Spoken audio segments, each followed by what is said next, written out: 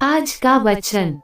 पहला पाठ योना का ग्रंथ, अध्याय 3 पद संख्या 1 से 10। प्रभु की वाणी योना को दूसरी बार ये कहते हुए सुनाई पड़ी, उठो, महानगर निनीवे जाकर वहां के लोगों को उपदेश दो, जैसा कि मैंने तुम्हें बताया है।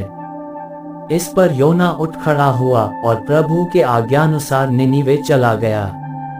निनीवे एक बहुत बड़ा शहर था। उसे पार करने में 3 दिन लगते थे। योना ने उसमें प्रवेश किया और एक दिन की यात्रा पूरी करने के बाद वह इस प्रकार उपदेश देने लगा, 40 दिन के बाद निनीवे का विनाश किया जाएगा। निनीवे के लोगों ने ईश्वर की बात पर विश्वास किया।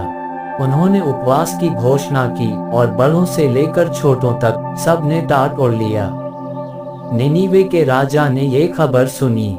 उसने अपना सिंहासन छोड़ दिया, अपने वस्त्र उतारकर टाट पहन लिया और वह राख पर बैठ गया।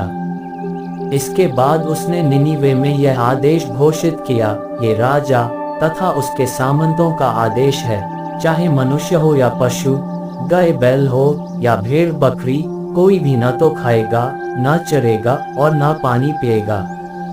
सभी व्यक्ति टाट ओढ़कर पूरी शक्ति से ईश्वर की दुहाई देंगे। सभी अपना कुमार तथा अपने हाथों से होने वाले हिंसात्मक कार्य छोड़ दें। क्या जाने ईश्वर द्रवित हो जाए, उसका क्रोध शांत हो जाए और हमारा विनाश न हो। ईश्वर ने देखा कि वे क्या कर रहे हैं और किस प्रकार उन्होंने कुमार्ग छोड़ दिया है, तो वह द्रवित हो गया और उसने जिस विपत्ति की धमकी दी थी उसे उन पर नहीं आने दिया। यह प्रभु की वाणी है। सुसमाचार संत लूकस अध्याय 11 पद संख्या 29 से 32। भीड़ की भीड़ उनके चारों ओर उमड़ रही थी और वे कहने लगे, यह एक विधर्मी पीढ़ी है। यह एक चिन्ह मांगती है, परंतु नबी योनस के चिन्ह को छोड़ इसे और कोई चिन्ह नहीं दिया जाएगा। जिस प्रकार योनस निनिवे निवासियों के लिए एक चिन्ह बन गया था, उसी प्रकार मानव पुत्र भी इस पीढ़ी के लिए एक चिन्ह बन जाएगा।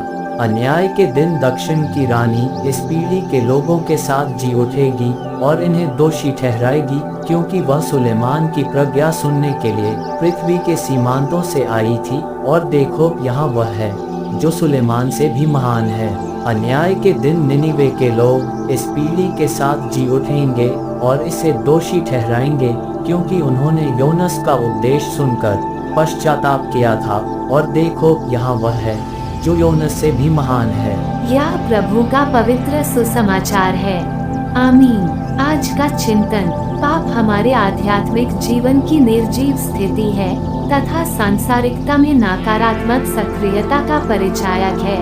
जीवन के भाग दौड़ में हम न केवल शारीरिक बल्कि आध्यात्मिक रूप से भी थक जाते हैं और संसारिकता की भोग विलासिता की ओर अपना कदम बढ़ाते हैं।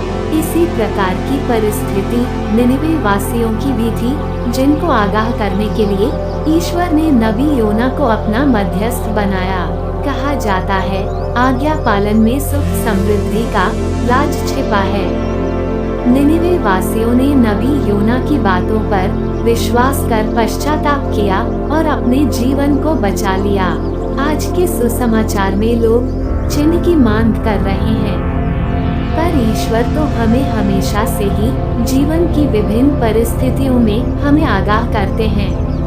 क्या आज हम उन्हें सुनने और उनकी आज्ञानुसार अपना जीवन जीने का प्रयास करते हैं? आमीन।